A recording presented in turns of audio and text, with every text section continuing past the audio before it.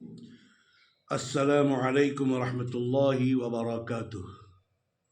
محترم حضرات، آج ہم آپ کے سامنے اسلام کے تیسرے کلمہ تمجید کی فضائل بیان کریں گے۔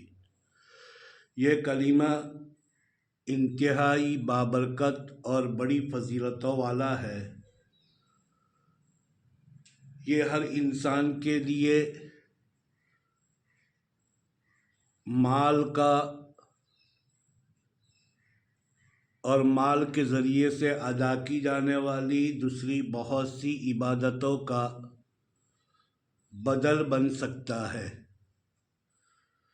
آدمی زکوٰۃ دیتا ہے، خیرات و صدقات کرتا ہے، جہاد میں اپنے مال کو لگاتا ہے، سخاوت میں اپنے مال کو لگاتا ہے، حج کرتا ہے، اور بھی دوسرے بہت سے کام مال کے ذریعے سے انجام دیتا ہے۔ ظاہری بات ہے کہ مال ہر ایک کے پاس نہیں ہوتا، وہ مالداروں کا حصہ ہوتا ہے۔ تو جو غریب لوگ ہیں، وہ غریب لوگ یہ ساری چیزیں نہیں کر سکتے کہ وہ خیرات بھی دیں، صدقات بھی دیں، زکوٰۃ بھی ادا کریں، اپنے مال کو اللہ کے راستے میں خرچ کریں، جہاد میں اپنے مال کو لگائیں۔ یہ ساری چیزیں ایک غریب انسان نہیں کر سکتا، وہ حج ادا نہیں کر سکتا۔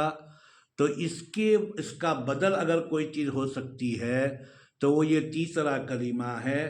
ایک حدیث ہے، حضرت ابو ہریرہ رضی اللہ تعالیٰ عنہ بیان فرماتے ہیں کہ کچھ نادار صحابہ جن کے پاس مال و دولت کچھ نہیں تھا، غریب تھے، وہ اللہ کے رسول صلی اللہ علیہ وسلم کی خدمت میں آئے اور عرض کیا کہ یا رسول اللہ صلی اللہ علیہ وسلم، مالدار لوگ ہم سے آگے نکل گئے اور اپنی غربت کی وجہ سے ہم ان سے پیچھے رہ گئے، اس لیے کہ وہ نمازیں بھی پڑھتے ہیں، روزے بھی رکھتے ہیں، زکوٰۃ بھی دیتے ہیں اور حج وغیرہ کے فرائض انجام دیتے ہیں، جہاد میں حصہ لیتے ہیں، خیرات اور صدقات ادا کرتے ہیں۔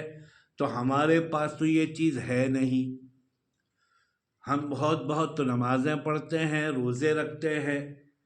تو اللہ کے رسول صلی اللہ علیہ وسلم نے فرمایا کہ میں تم کو ایک ایسا عمل بتاؤں کہ اس کے کرنے سے تم ان امیروں سے آگے نکل سکتے ہو، آگے بڑھ سکتے ہو ثواب کے معاملے میں۔ وہ کلمہ یہ ہے کہ 33 مرتبہ سبحان اللہ، 33 مرتبہ الحمدللہ، 33 مرتبہ اللہ اکبر کہہ لیا کرو ہر نماز کے بعد۔ اگر تم یہ کام کر لو گے تو تم ان امیروں سے کئی درجے آگے بڑھ جاؤ گے، جب تک کہ وہ اس عمل کو نہ کر لیں۔ لیکن صحابہ تو صحابہ ہوتے ہیں، ہر نیک کام کی طرف ان کی سبقت سب سے پہلے ہوتی ہے۔ وہ تو تلاش کرتے ہیں کہ کون سا ایسا کام ہے جو اللہ کو پسند آ جائے۔ لہذا جب یہ غریب لوگ خوشی خوشی اللہ کے رسول صلی اللہ علیہ وسلم کی خدمت سے واپس آئے اور یہ اذکار کرنے لگے، ہر نماز کے بعد 33 مرتبہ سبحان اللہ، 33 مرتبہ الحمدللہ، 33 مرتبہ اللہ اکبر پڑھنے لگے، امیروں کو پتہ چلا کہ اللہ کے رسول صلی اللہ علیہ وسلم نے ان کو یہ نایاب چیز دی ہے جس سے آخرت میں مرتبے بڑھتے ہیں، تو وہ بھی ان چیزوں کو کرنے لگے۔ اس کے بعد پھر صحابہ کو پتہ چلا کہ امیر لوگ بھی اب یہ کلمے پڑھنے لگے ہیں، تو وہ اللہ کے رسول صلی اللہ علیہ وسلم کی خدمت میں دوبارہ آئے اور کہا کہ یا رسول اللہ، وہ تو یہ کلمے بھی پڑھنے لگے، اس پر بھی عمل کرنے لگے۔ تو اللہ کے رسول صلی اللہ علیہ وسلم نے فرمایا کہ بس اب اس سے آگے ہم کچھ نہیں کر سکتے، ذالک فضل اللہ یؤتیہ من یشاء، کہ یہ تو اللہ کا فضل ہے، جس کو چاہتا ہے عطا کرتا ہے۔ تو میرے دوستو اور بزرگوں، ہم شروع سے اس بات کی طرف آپ کا ذہن ملتفت کرا رہے ہیں کہ اللہ اللہ ہیں، اللہ تعالیٰ کے رازوں کو کوئی جان نہیں سکتا، اللہ کے آگے ہر ایک کی ایک حد ہے۔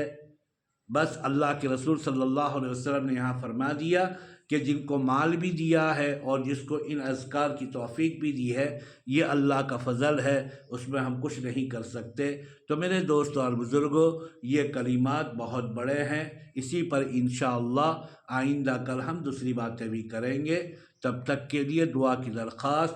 السلام علیکم ورحمۃ اللہ وبرکاتہ۔